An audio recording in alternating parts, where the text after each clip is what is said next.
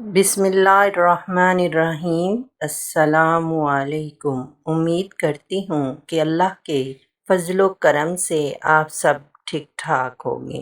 اگر آپ نے ابھی تک میرا چینل سبسکرائب نہیں کیا تو پلیز میرے چینل کو سبسکرائب کر دیں اور بیل کے بٹن کو بھی پریس کر دیں تاکہ میری ہر آنے والی نئی ویڈیو آپ تک پہنچ سکے۔ آج میری ویڈیو کا ٹاپک ہے ذوالحج۔ ذوالحج 12واں اسلامی مہینہ ہے۔ اس کی وجہ تسمیہ یہ ہے کہ لوگ اس ماہ مقدس میں حج کرتے ہیں۔ اس ماہ مقدس کے پہلے عشرے کا نام قرآن پاک میں ایام معلومات آیا ہے۔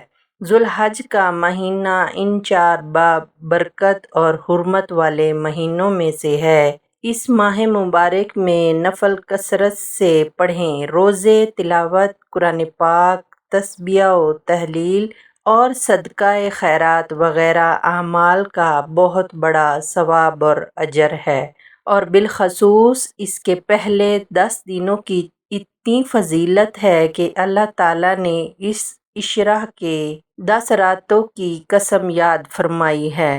قرآن پاک میں ارشاد ہے، قسم ہے مجھے فجر کی، عید قرباں کی اور 10 راتوں کی جو ذوالحج کی پہلی 10 راتیں ہیں، اور قسم ہے جفت اور طاق کی جو رمضان المبارک کی آخری راتیں ہیں، اور قسم ہے اپنے حبیب کبریا صلی اللہ علیہ وآلہ وسلم کے معراج کی رات کی۔ ماہ ذوالحج کے مشہور واقعات۔ ماہ ذوالحج کی پہلی تاریخ کو سیدنا عالم حضرت خاتون جنت فاطمۃ الزہرا کا نکاح حضرت علی مرتضیٰ کرم اللہ وجہہ کے ساتھ ہوا۔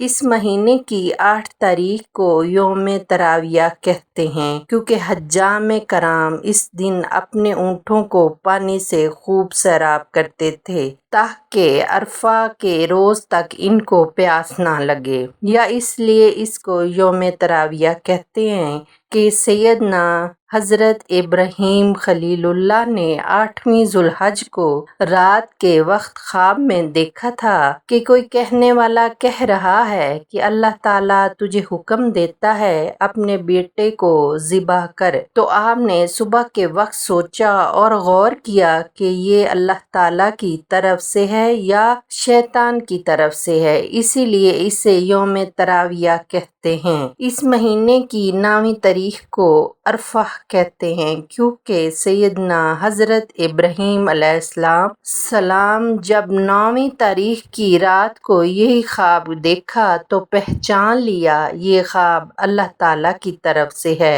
اسی دن حج کا فریضہ سر انجام دیا جاتا ہے۔ 10ویں تاریخ کو یوم نحر کہتے ہیں، کیونکہ اس روز سیدنا حضرت اسماعیل علیہ السلام کی قربانی کی صورت پیدا فرمائی تھی۔ اس روز عام مسلمان قربانی کرتے ہیں۔ اسی مہینے کی 11، 12 اور 13 تاریخ کو ایام تشریق کہتے ہیں۔ اس ماہ کی 14 تاریخ کو سیدنا حضرت علی نے نماز میں اپنی انگوٹھی صدقہ کی تھی۔ اسی مہینے کی 26 تاریخ کو سیدنا داؤد علیہ السلام پر استغفار نازل ہوئی۔ اسی مہینے کی 28 تاریخ کو حضرت علی کرم اللہ وجہہ خلافت پر بیٹھے۔ ذوالحج کے روزے۔ ذوالحج کے پہلے 9 دنوں کے روزے رکھنے کا بڑا ثواب ہے۔ اگر آپ کو میری ویڈیو اچھی لگے تو پلیز میری ویڈیو کو لائک اور شیئر کریں اور میرے چینل کو سبسکرائب کر دیں۔ دعاؤں میں یاد رکھیے گا۔ اللہ تعالیٰ آپ کا اور میرا نگہبان ہو۔